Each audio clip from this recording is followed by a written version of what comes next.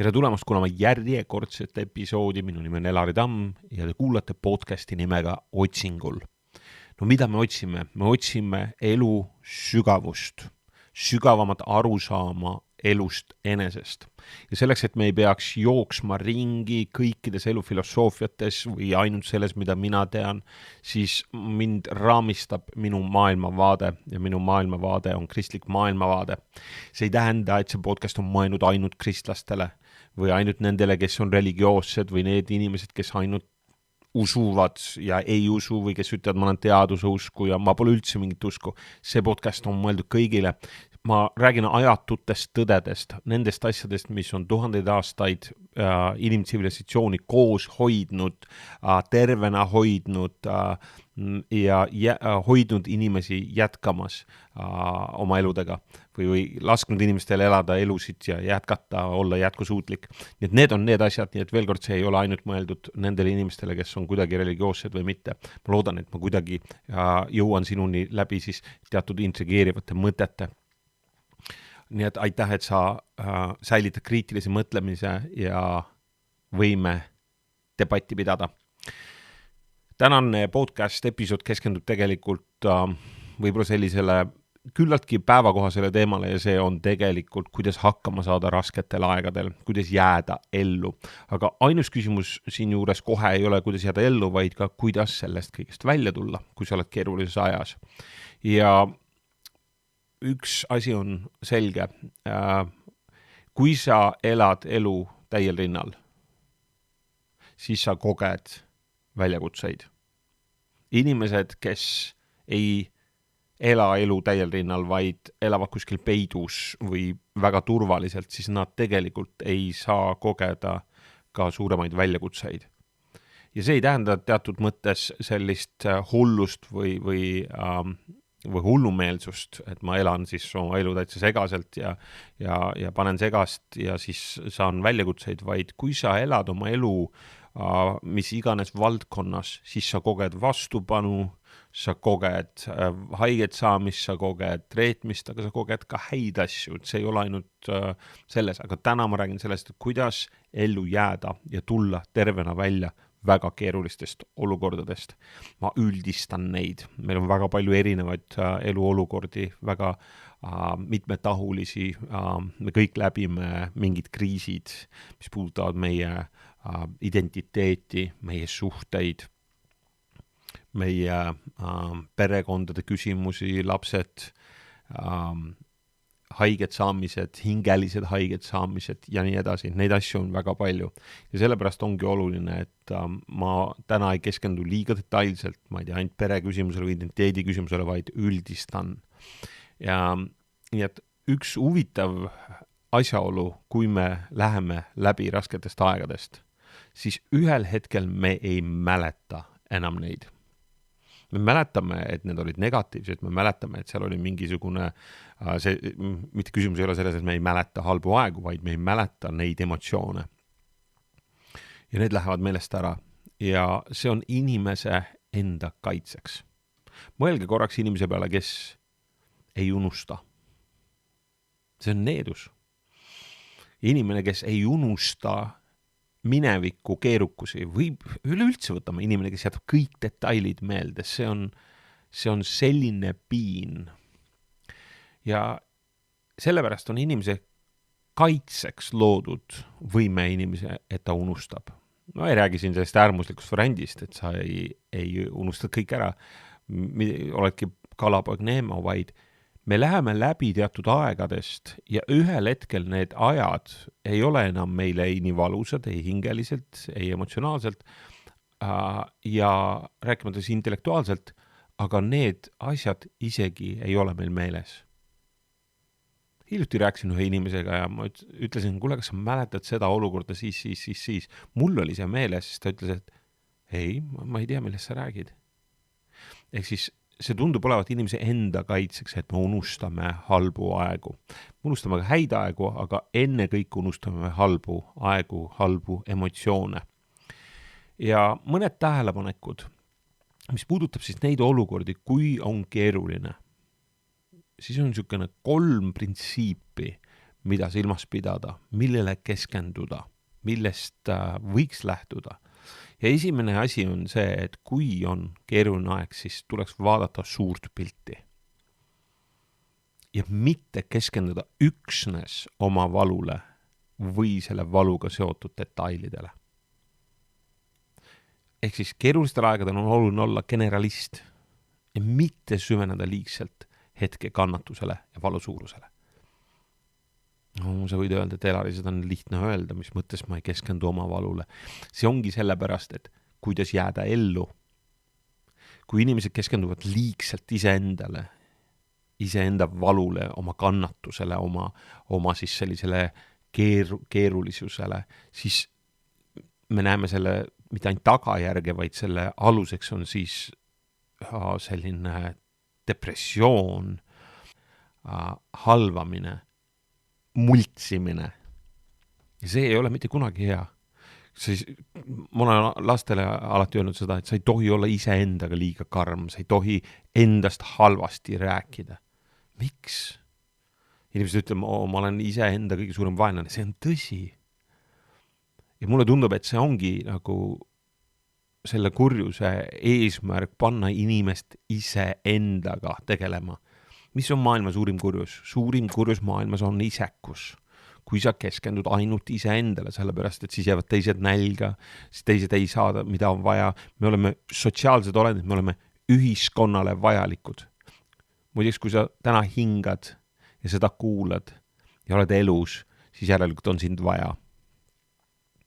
Aga isekus on suurim kurjus, endale keskendumine. Meil on vaja keerulistel aegadel endast pilk eemale suunata. Meil on vaja vaadata kõrgemale. Kui sa ei ole usklik, religioosne inimene, siis sul võib olla küsimus, kuhu sa vaatad? Sa vaatad sõprade poole, sa vaatad kellegi poole, ma tungivalt soovitan otsida Jumalat, taeva ja maa loojat, sest siis sul on, kelle poole vaadata. Ta annab sulle printsiibi, elu eesmärgi ja suunised. Aga siis sa pead endast eemale vaatama. Nii et esimene asi on näha suurt pilti ja mitte keskendudes üksnes oma valule. See, mida see teeb, on see, et see mitte ei vähenda valu, vaid see ei neela meid. Ja kõige hullem ongi see, kui valu inimest neelab. Valu eesmärk on tähelepanu pöörata sellele, mis toimus, aga see tähelepanu ei saa sinna jääda. See on nii nagu lein. Lein on tervendav, kaitsev ja siis me väljume sellest. Keerulised ajad on tähelepanu millelegi teravalt, aga eesmärk mitte siis sinna jääda, vaid sealt välja tulla, nii nagu palavik on viide mingi infektsioonile, põletikule, aga palavik ei saa jääda. Teine oluline asi on see, et kõik asjad elus on etapilised. Kõik asjad on hooajalised. Me elame teatud etappide järgi. Kas või see sama gümnaasiumi aeg, lapsepõlve aeg, gümnaasiumi aeg, ülikooli aeg, abiellumise aeg, töölkäimise aeg, aktiivne töölkäimise aeg, siis mitteaktiivne, siis lapsed lasteaeda, kooli.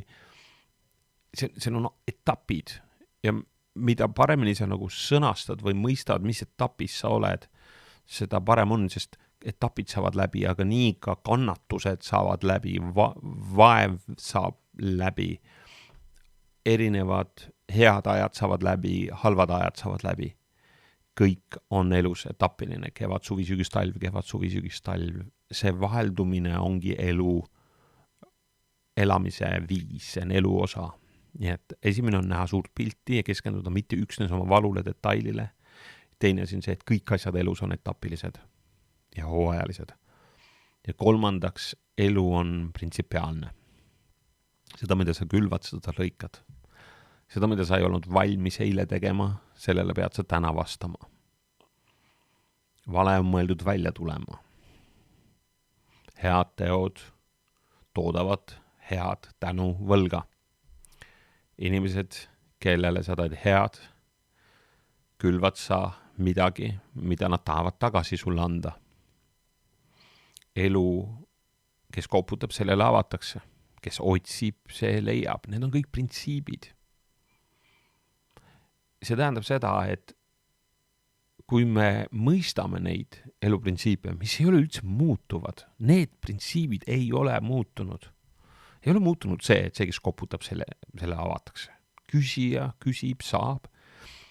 Jätkuvalt on töökus midagi, et kui sa paned energia sisse, siis sa saad sealt midagi välja, sa oled tööd teinud, sa saad sealt tasu. Kannatuste või keerukate aegade iseloom toob välja meist meie karakteri vead. See toob välja selle, mida me peidame. See on printsiip. Raske aeg vormib inimesi.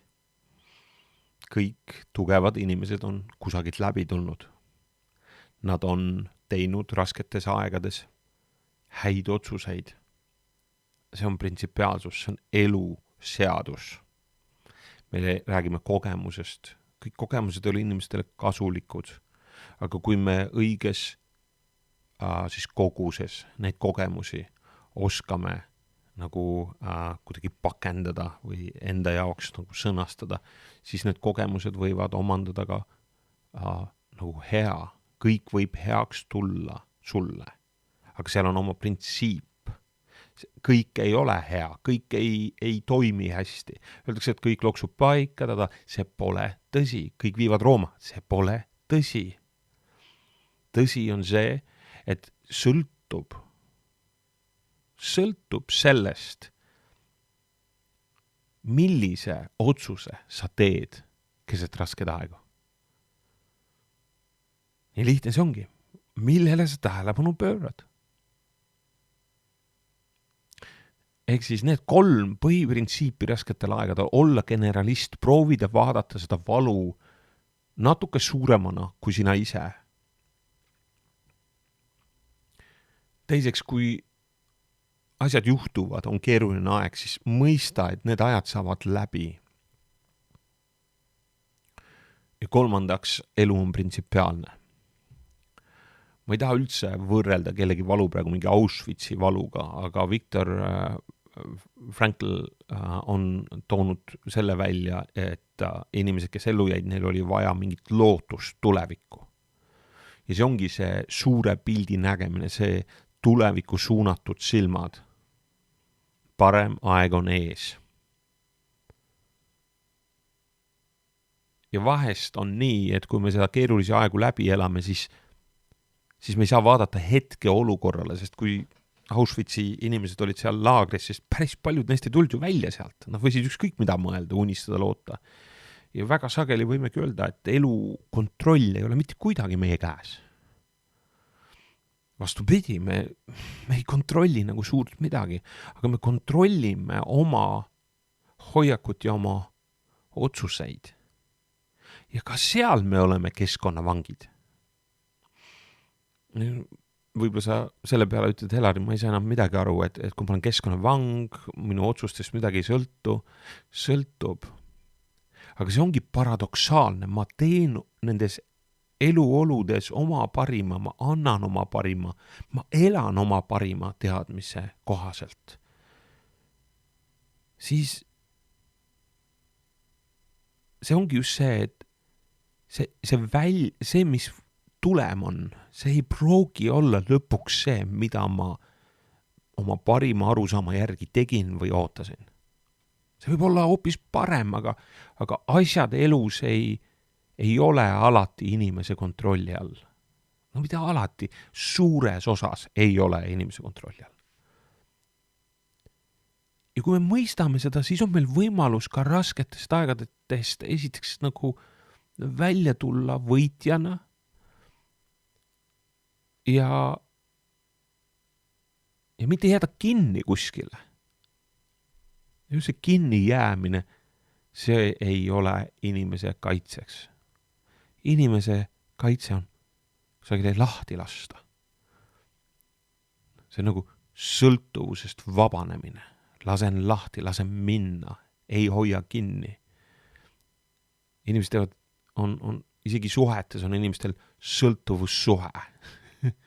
ei suuda aru saada, et teine inimene on indiviid ja mina olen indiviid ja minu ülesanne on hakkama saada.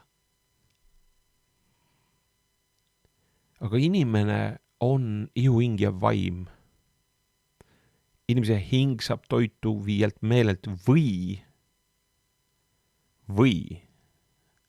saab inimene toitu tema käest, kes teda on loonud läbi vaimu.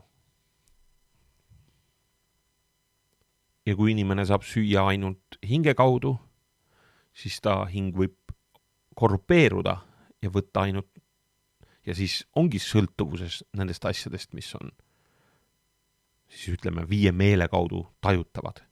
Aga probleem on lihtne või ka keeruline. Kõik need 5 meele toidud on ajutised.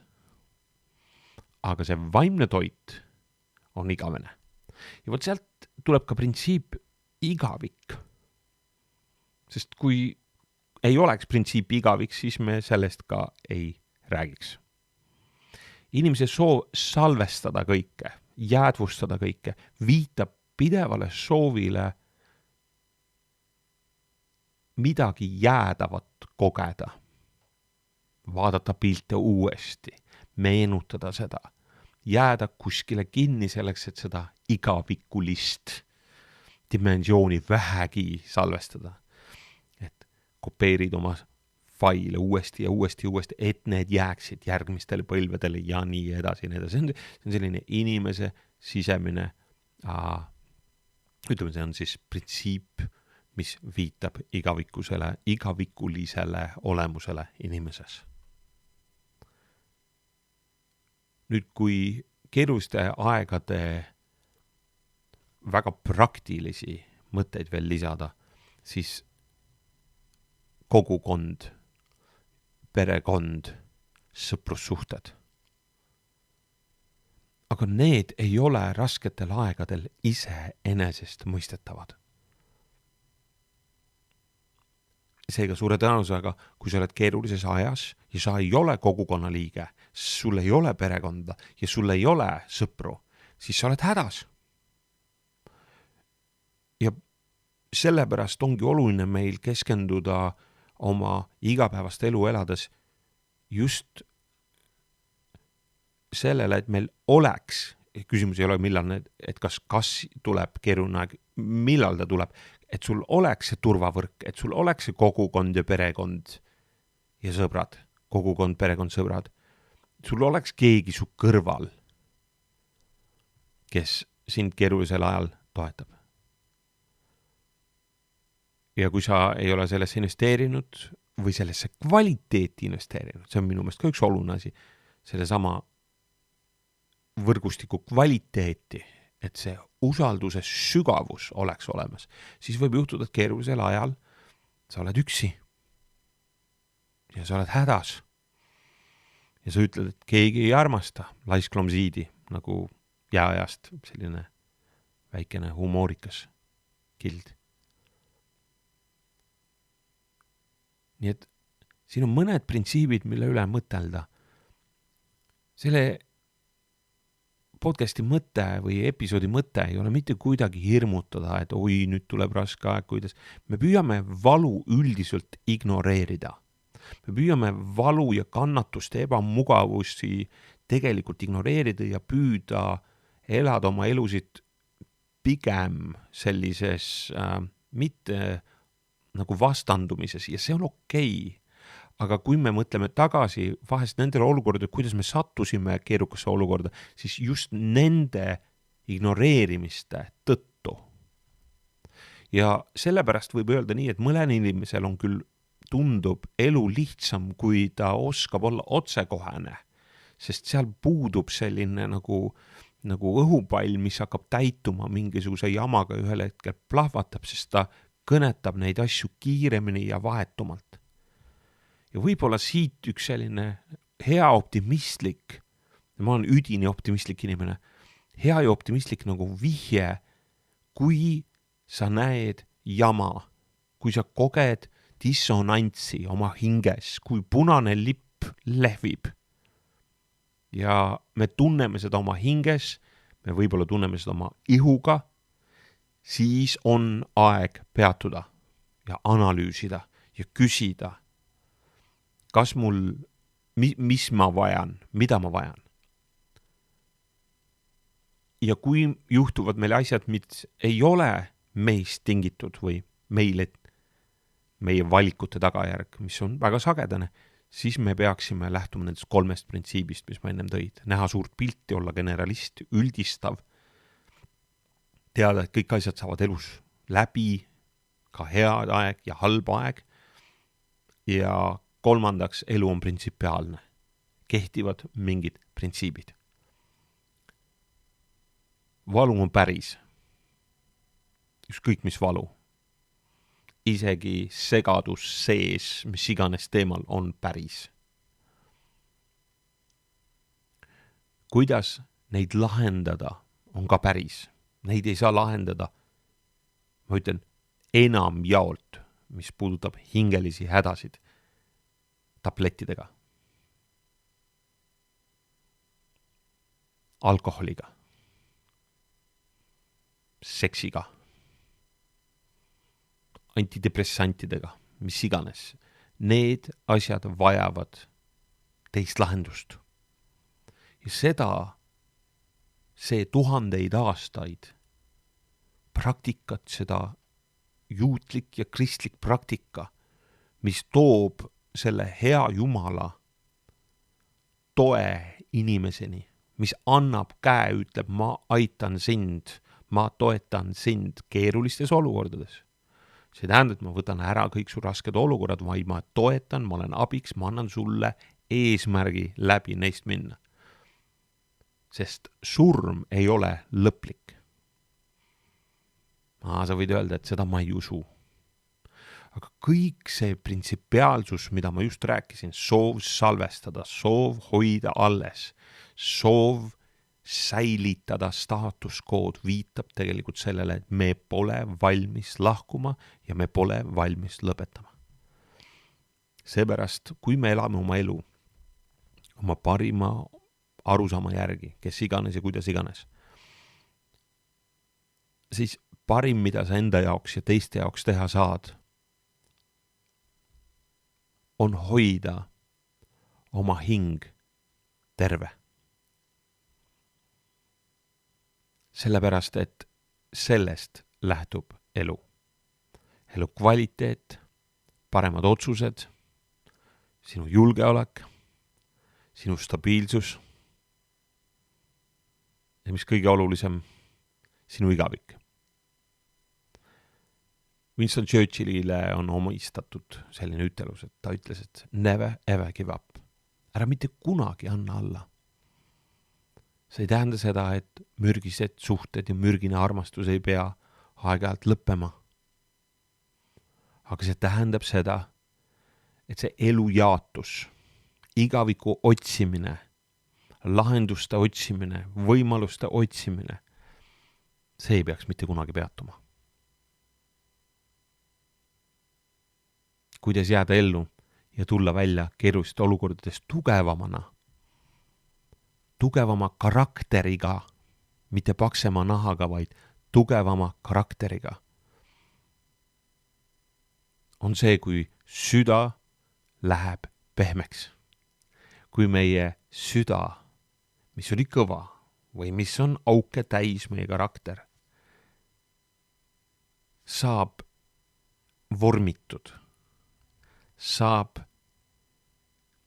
autentseks või nagu see võetakse ära mingi maskid. Ja taeva ja maa looja saab anda uue tarkuse, uue jõu ja uue näo. Imago Dei, Jumala näolisuse tagasi. Siis me oleme tugevamad.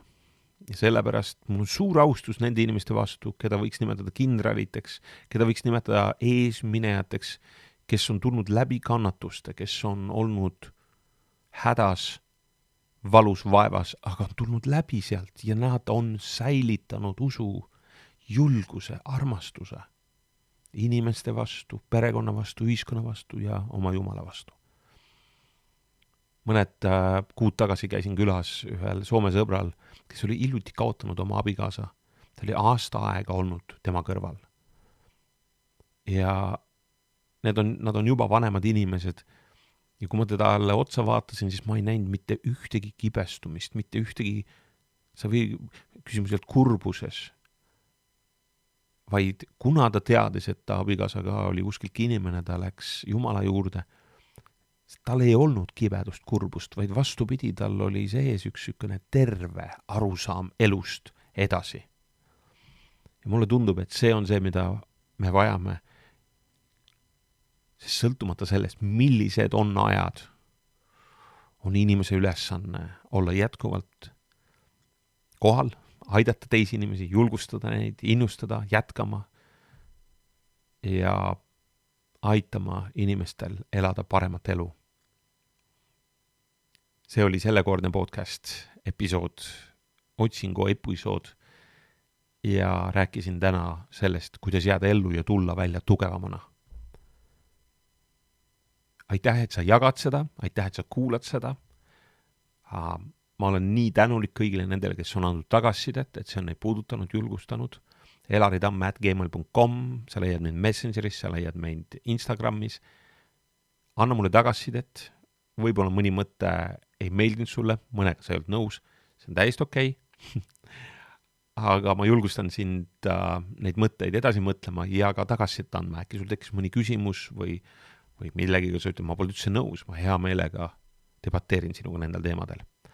Aga üks hea asi, mida sa saad minu jaoks teha, on see, et sa jagaksid seda episoodi, kui sa tead kedagi, kellel on seda vaja kuulda, saada neile ja ära hoia endale.